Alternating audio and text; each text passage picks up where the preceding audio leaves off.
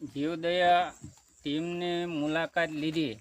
આ યુવાનો એટલા કર્મયોગી છે ને કે જે આપણને ઘણું બધું જીવનમાં શીખવા મળે.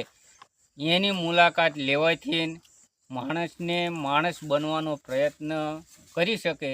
એટલે જેથી કરીને અહીંયા સુધી આવવાનું મન થાય.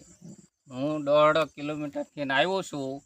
આજે મને અહીંયા એટલું બધું સુકૂન મળે છે કે જે આપણને ક્યાંય બીજે મળે એવું છે નહીં.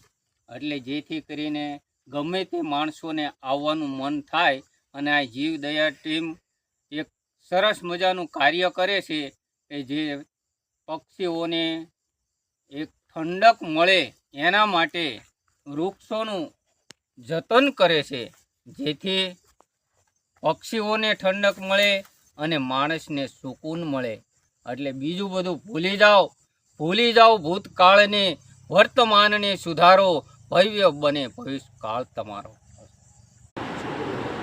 જીવદયા ટીમને મુલાકાત લીધી. આ યુવાનો એટલા કર્મયોગી છે ને કે જે આપણને ઘણું બધું જીવનમાં શીખવા મળે. એની મુલાકાત લેવાથી માણસને માણસ બનવાનો પ્રયત્ન કરી શકે.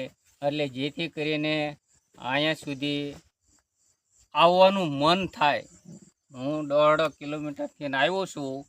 આજે મને અહીંયા એટલું બધું સુકૂન મળે છે કે જે આપણને ક્યાંય બીજે મળે એવું છે નહીં.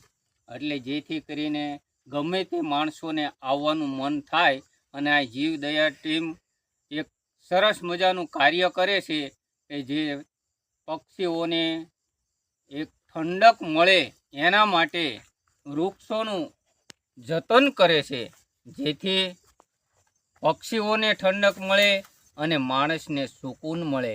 એટલે બીજું બધું ભૂલી જાઓ ભૂતકાળને, વર્તમાનને સુધારો, ભવ્ય બને ભવિષ્યકાળ તમારો.